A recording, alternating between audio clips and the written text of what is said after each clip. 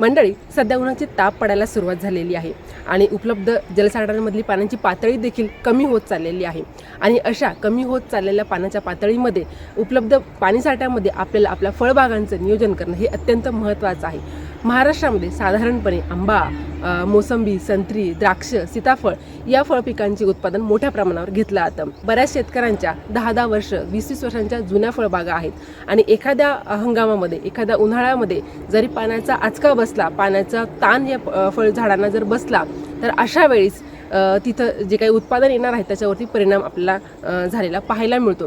त्यामुळं अतिशय काटेकोरपणे उपलब्ध पाणी साठ्यामध्ये फळबागांचं चांगल्या प्रकारे व्यवस्थापन कसं करायचं हे आज आपण आपल्या कट्ट्यावर बघणार आहोत।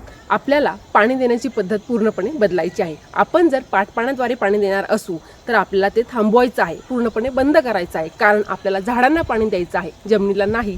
ही गोष्ट कायम लक्षात ठेवायची आहे। त्यासाठी आपल्याला ठिबक सिंचन हा उत्तम पर्याय आहे।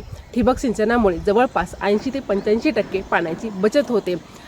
त्याच पद्धतीनं झाडाच्या मुळांजवळ अगदी पाणी तिथं थेंब थेंब पडलं जातं आणि झाडांची मुळं ते पाणी शोषून घेतात आणि तिथं पाण्याची बचत केली जाते। ठिबक सिंचनामुळे अतिशय इफिशियंटपणे म्हणजेच जेवढं पाणी आपण त्या झाडाला पुरवतो त्यापैकी जवळपास जास्तीत जास्त पाणी हे झाडांची मुळं शोषून घेतात। त्यामुळे तिथं कार्यक्षमतेने आणि काटेकोरपणे पाण्याचा वापर केला जातो।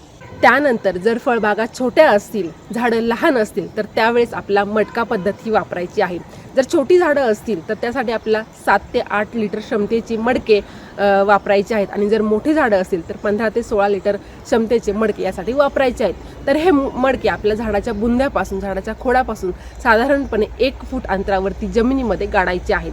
त्याचं तोंड हे कापडाच्या साहाय्याने बांधून टाकायचं आहे। आता हे जे काही मडकं आहे हे सछिद्र असतं आणि सछिद्रतेमुळे त्यामधलं जे काही पाणी आहे हे हळूहळू जमिनीमध्ये झिरपतं।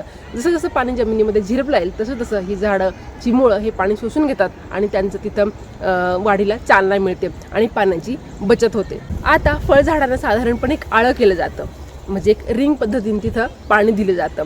तर त्यासाठी आपल्याला काय करायचं आहे, या आळ्यामध्ये आपल्याला एका वेळी एकाच बाजूने पाणी टाकायचं आहे आणि दुसऱ्या वेळेस राहिलेल्या दुसऱ्या बाजूने पाणी द्यायचं आहे, जेणेकरून या झाडांना कायम पाणी मिळत राहील, पाण्याची बचत होईल आणि झाडं वाळणार नाही।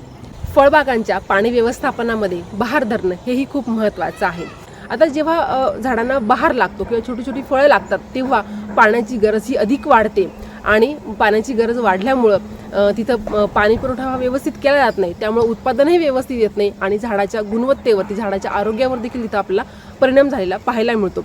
त्यामुळं आपल्याला झाडांवरती बहार घेण्यापेक्षा, फळ उत्पादन घेण्यापेक्षा झाडं जगवणं हे खूप महत्त्वाचं असतं। त्यामुळं ज्या वर्षी आपल्याला पाणी कमी असेल त्या वर्षी आपला फळधारणा किंवा बहार धरणं हे टाळायचं आहे। आता आंब्याला जो काही फेब्रुवारीमध्ये लागणारा बहार आहे हा आंबिया बहार असतो। हा बहार जर आपण टाळला तर आपला पुढचा बहार आपल्याला घेता येतो। जो काही पावसाळ्यामध्ये आपण बहार घेतो त्याला मृग बहार असं म्हटलं तर हा बहार आपण तिथं नक्कीच घेऊ शकतो। त्यानंतर पुढचा जो काही उपाय आहे तो म्हणजे खतांचा कार्यक्षमतेने वापर करणं। हो, हे नक्कीच खरं आहे। जर आपल्याला पाण्याची बचत करायची असेल, पाण्याचा कार्यक्षमतेने वापर करायचा आहे, पाणी मातीमध्ये जर धरून ठेवायचं असेल तर खतांचा कार्यक्षमतेने वापर करायचा आहे। त्यासाठी आपल्याला शेणखत आणि गांडूळ खत हा एक उत्तम पर्याय आहे। शेणखत किंवा गांडूळ खत आपल्या अधूनमधून झाडाच्या बुंध्याभोवती त्या आळ्यामध्ये आपल्याला टाकायचं आहे। शेणखत टाकल्यानंतर त्याच्यावरती आपल्याला जैविक पद्धतीने आच्छादन करायचं आहे। आता हे जैविक पद्धतीने आच्छादन करण्यासाठी ऊसाचं पाचट हा एक उत्तम पर्याय आहे। ऊसाच्या पाचटासोबतच आता गव्हाची काढणी होणार आहे, तर गव्हाच्या काढणीनंतर उरलेलं जे काही काड्या असतील, त्याच्यानंतर भाताचा पेंढा असेल, शेतामधून काढलेले जे काही तण असेल तर ह्या तणाचा वापर आपण तिथं आच्छादनासाठी करू शकतो। साधारणपणे 5 ते 6 इंच जाडीचं आच्छादन आपल्याला तिथं करायचं आहे, जेणेकरून उन्हाच्या दिवसभरामध्ये जे काही ऊन पडतं त्या उन्हामुळे जे बाष्पीभवन मातीमधून होणार आहे तर ते तिथं कमी केलं जातं आणि माती पाणी धरून ठेवते आणि पाण्याची बचत होते।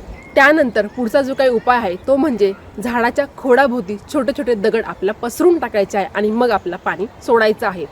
तसंच झाडाच्या खोडाच्या माध्यमातून देखील तिथं बाष्पीभवन हे केलं जातं आणि पाणी झाडामधून वातावरणामध्ये सोडलं जातं। तर ही जी काही खोडं आहेत ही खोडं आपल्या बारदानाच्या साहाय्याने पूर्णपणे घट्ट बांधून टाकायची आहे।